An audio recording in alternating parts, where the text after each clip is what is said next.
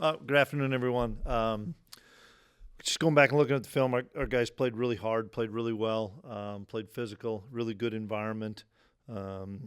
Pleased with us, the way we handled the adversity, whether it was being down early to then getting the lead to then losing the lead and finding a way to come back with a big strike and get the touchdown, and then to be able to hold them on defense. It was a collective effort by everybody, and we played a lot of guys. That was the other thing that we looked at. We played well over 60 guys, which you take 70 on a trip. It's great that that many people are having a factor in the game, whether it's OD or special teams, and we still have some work to do.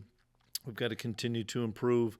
We're at the halfway point, and excited about where we're at, but we've got a lot of stuff to do, and we've got to be better this week. We're playing a really good West Virginia team that I've got tons of respect for Neil and what he's done, and he and I are on the same time frame of being hired at the same time. We're on the board of trustees together and know him well, and he's doing a really good job down there.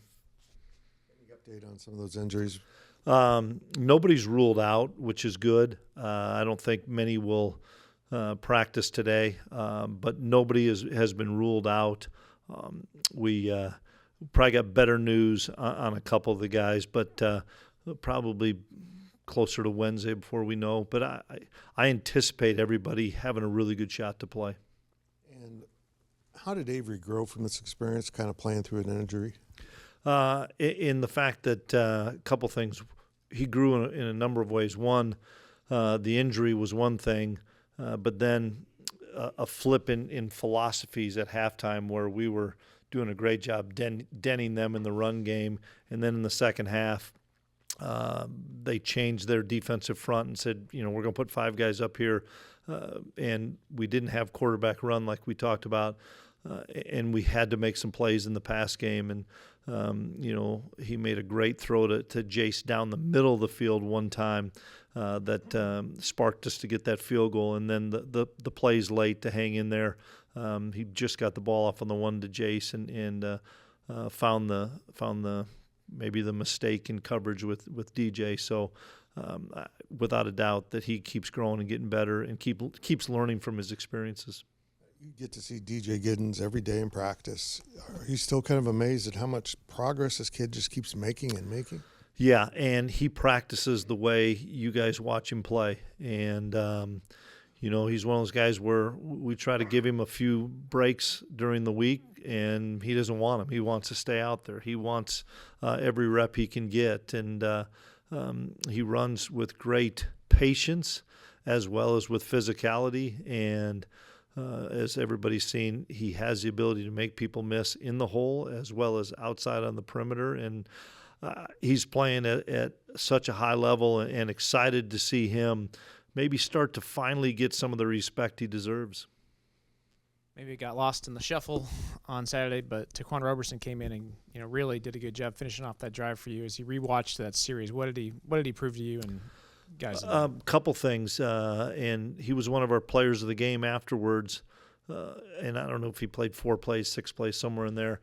The first thing was the noise. He came in at a time where it was cranked up really loud, and we were driving, and he was able to handle the noise. I think we made one mistake, but he handled the noise, didn't have any problem with the cadence.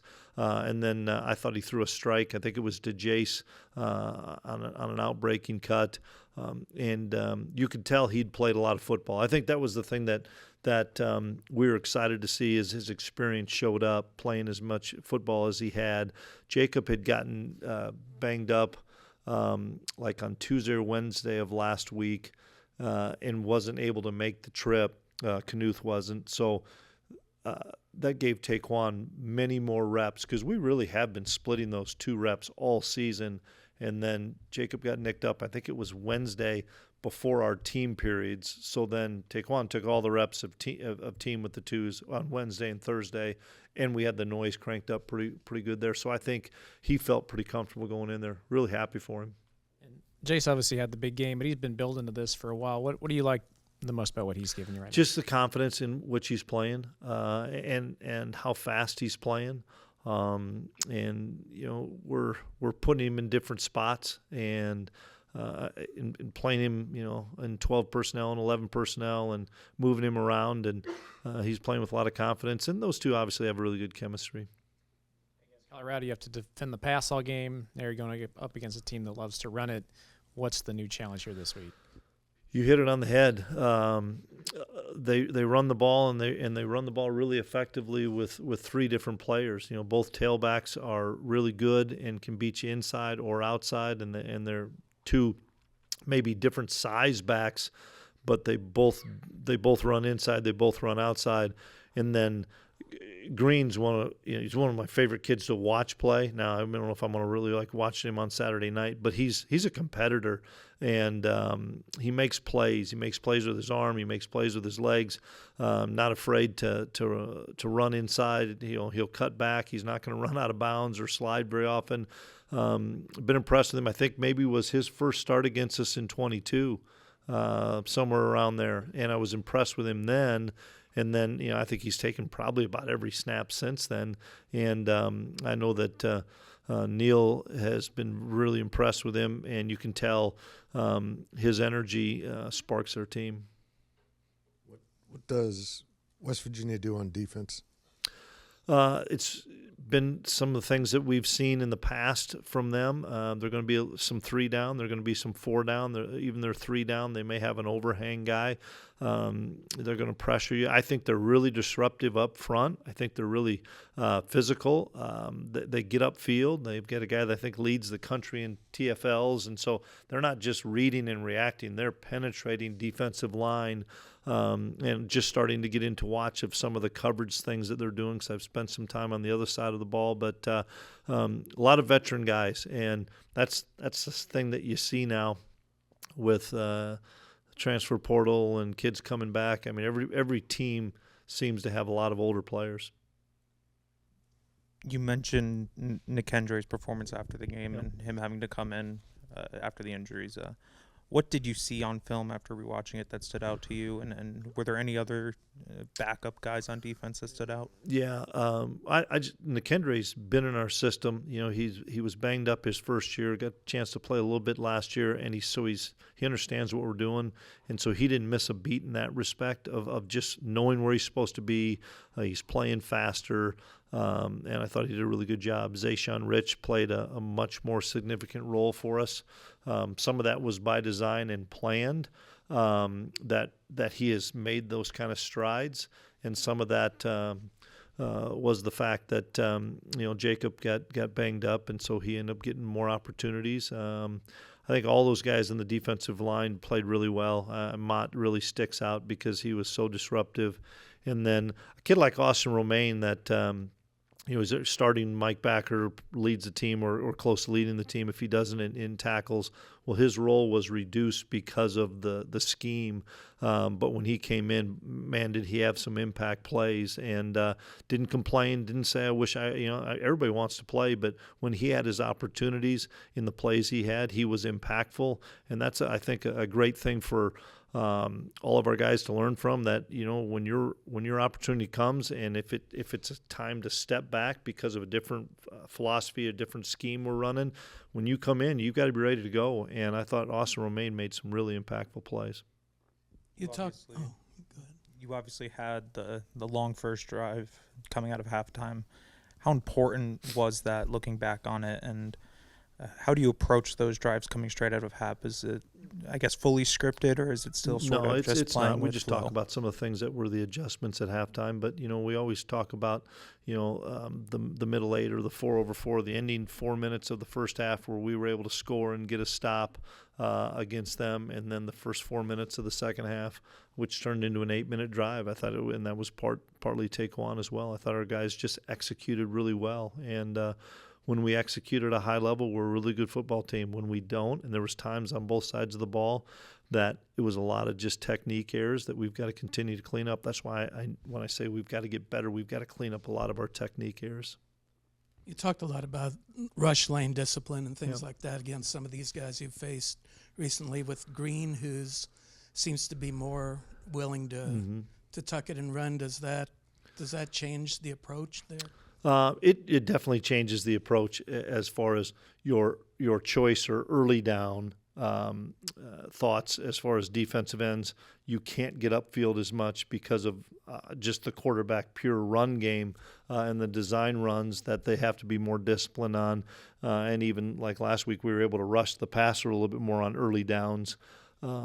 And try to keep Sanders in the pocket. This guy is going to scramble to run. He scrambles to throw it just as well. But the designed run is the big difference this week. Is the amount of design runs that they have for him, and he's really productive with the runs. And you can see why he is, because the tailbacks are productive, and you've got three guys that really can beat you rushing the football. It's hard to take one away and not get hurt by the other one. So we've got to be really balanced in our techniques up front as well as linebackers. I guess, Jim Moore at UConn described Taquan as a guy that just brings a spark. Mm-hmm. When did you notice that in him, or did you notice that in him immediately? Well, he didn't get here till the summer, so it's learning our offense in the summer, learning it in fall camp.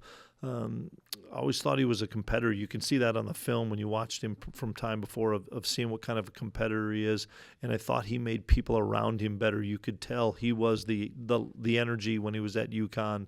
And so for him to come in here knowing he's probably going to be behind a guy that's a really good player, but continuing to push himself to learn what the heck we're doing. And then, our quarterback room, Coach Wells does a phenomenal job with those guys. They're really close. When you throw Knuth and Hud and Barnett in there, those guys are really close. And so I think Avery was excited for Taquan to have that opportunity. And then when we gave him one of the hammers at the end of the game, you can tell people genuinely were grateful and happy that he came in and performed, because he works his butt off, and he's gotten to know our system. It's been great that now he's got six weeks of games plus 4 weeks of fall camp. I think he felt really comfortable going in, and our guys felt comfortable when he went in the game. Welcome to the Big 12. You got one road game in a different time zone, another road game in a different time zone, and now West Virginia in a different time zone. Yep. Do you feel like the team and the guys are kind of getting acclimated in any way to this? I think our routines are getting acclimated. The benefit of playing the late slots or the evening slots is the amount of time we get from the end of practice on Thursday up until game time, whether it's last-minute adjustments to some walkthrough time to probably most importantly the recovery time of our guys getting a chance to get their bodies back. The negative of it is we've got to catch these guys up on their sleep at some point. And today we have lifting times, but we had them spread out throughout the day rather than just having a morning lift. And some guys are in there now. Some guys don't show up till 1 o'clock to get their lift in, so that they can get their rest. A lot of kids, especially the older ones, are either limited class schedules or can do a lot of things online. So that's the biggest thing with these late games is getting the guys' bodies back and utilizing that time really efficiently from the end of Thursday to kickoff. When you think of a Neil Brown coach team, what are some hallmarks or some pillars of his teams? 100% toughness. 100% toughness, and mentally tough as well as physically tough, and really disciplined teams that play the game the right way. They play hard. Neil's had a ton of success. Happy for him. It's a tough atmosphere to go into. We know that in West Virginia. We know it's a really good atmosphere, and it's really good football down there. And they're going to give us everything, just like we've got it. Every week is a different battle in the Big 12. And doesn't matter if it's home, doesn't matter if it's away. You cannot be seduced by success. If you get seduced by success, you are going to get knocked off. Enjoy that win for usually it's 24 hours. It got down to about 12 hours this time. And now it's time to get back to work. And so I'm excited. It will be the first time we see our guys here at 2:40 and kind of just hit reset and go again. Coach, I wanted to ask you about Zayshawn. Obviously, he's very athletic and has played his way into a role there. But with that said, has he surprised you at how quickly he's picked up things, and what is he specifically doing really well right now? Yes, I am surprised and pleased because we knew we needed to have somebody step up when Knigel had gotten injured and we had to shelve Knigel, that somebody had to come to the forefront, and he really has. Part of his confidence has been gained on special teams. He's been really impactful as a guy that's blocking the gunners on punt return, to a guy that's one of them on punt, to making some big-time plays on kickoff. And our kickoff coverage team has been better because of guys like Zayshawn Rich and Rex Van Wy and Jordan Allen, guys that everybody kind of knows about, but their roles have been really significant. And when you have that success and you see it on teams, it just takes a little time. You're like, hey, I'm ready for this next phase and next role. And he's a big physical corner that can really run. That's the thing that we're excited about Zayshawn, is he has the size and he's learning the game, especially with what we do defensively. And he's going to continue to get more reps and continue to improve. How impressed were you with the way Dylan played and handled the situation? Really impressed. I thought he played with an edge, and he played with confidence, but it never crossed the line. And he always was in total control, but he wasn't going to back down. And that's what I so appreciated about his effort, is he was going at it. And I know he's got a lot of good friends on that team. It was really cool for us to get him into the end zone because we thought he scored on the one play, and then we were able to – it wasn't, and so we kept him in the game and gave him the rush for a touchdown. And I thought he was a spark for us too. I thought that was a huge spark for our team to see Dylan play with the confidence and the swagger that he did, and I think a lot of our guys saw a great side of Dylan that we know is there, and we're going to continue to give him opportunities. Excuse me. One final question, and it's about the offensive line. This is probably difficult to answer, but from that first week to now and just the playing together, can you describe how much they've improved? Yeah, you hit it on the head. It's playing together. It's chemistry. Those are the things that when you have guys that haven't played together, even though they've been in the program, they got to play as one. They absolutely have to play as one, and it takes time. And I think that a guy that is playing really well that we don't talk enough about is Sam Hecht. And Sam is we know he's a really good player, and he backed up Gilly last year, and he just needed an opportunity. He doesn't say a whole lot, but he speaks with his actions on the field, and he's playing at a really high level. I thought Kilty played one of his best games, and those older guys have been really steady, and those guys collectively playing together has really been good. Coach Devon Rice had a nice return for you guys. What have you liked out of him in the kickoff role, and how has he grown? He's got great speed. He's got great acceleration. We saw that on one of our returns that he was able to hit it, and he can catch the ball. We knew they weren't going to kick the ball to Dylan. They weren't going to do that. So we needed to have a guy back there. Keegan was banged up. We didn't really want to put Jace back there because of his role that was going to happen. So he was kind of the next man up, and we also know we had not played him a game yet. He's a redshirt candidate, so he's played a game. We'll be smart based on how much more we can use him if we're going to just play him those 4 and then anything extra after that. Staying on special teams, it seems like Simon has really settled in pretty well at punter. Yep. Yeah, I'm glad you brought him up. I thought Simon played one of his best games. He mishit the first punt a little bit, but then he punted the ball really well after that against really good returners, forced some fair catches with hang time, and he's become a weapon on kickoff. For him to be able to bang it out of the end zone, how much that has helped us, as well as when he kicks it 1-2 yards deep, and we're playing really well on kick coverage. We've had more tackles inside the 20 this year than we probably have had the last couple of years. But with his emergence, how much better and more comfortable that's made Chris Tennant kicking field goals, because he doesn't have to have that extra stress on his leg of having to bang a bunch of kickoffs out. And that was a huge kick. What was that, 40-some yarder, I think, that he hit, and it was dead middle and it was going up when it was going in, and I know there's altitude there, but that was a huge kick, and I think it's helped Chris by not having that on his plate.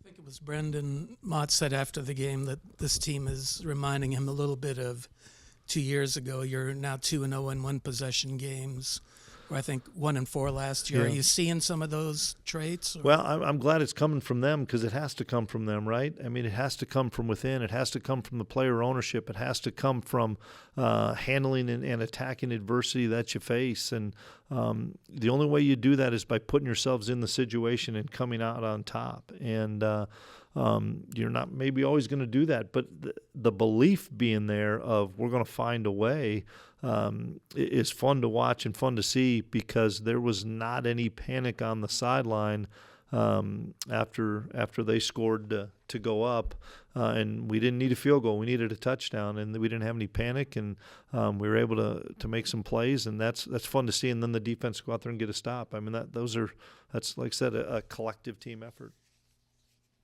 When a backup quarterback has to come in the game, I guess in the middle of a drive as opposed to starting the drive, is there anything you say to him before he comes in, or with a guy like Taekwon, do you really have to say anything? I didn't get a chance to. We got a quarterback coach that handles that. I think the key was Avery was down and you're able to get snaps. It'd be different if a kid ran off with an injury and you're like, oh boy, you got to get out there. But Avery was truly down, and we were attending to him, and he was able to get with Sam Heck and get snaps. I think that's the biggest thing. But you're right. Sometimes, it's like with a kicker, the less you say, the better. Everybody's prepared for their moment. Now you got to get a chance to go out and compete in that moment, and that's a sign of a mature guy like Taekwon is. I don't think anybody needed to give him any pep talk or rah-rah speeches. The kid's a competitor. One final thing for me. The band hosted a band festival all day Saturday, and yet there they were at 5 a.m. Dr. Trace and the Pride. That was and I'll talk to our team and our captains about that. That doesn't happen across the landscape of college football, and how excited the band was, and community members were here too. I didn't see you, but there were community members here too that were here at 5:15, 5:30, and to thank those guys. We had the opportunity for our players to understand that this is something that is different. This is what makes K-State special, and I'd forgotten that they did host that in the afternoon. So all the more we want to thank them, and to thank the band for what they did when we came back. And guys, we had a ton of fans in Boulder. That was awesome to see. And when Jace caught that touchdown pass late and they erupted, and I was like, we've got a great group there. And then to celebrate with the fan base afterwards was a lot of fun. So it's what makes K-State a special place.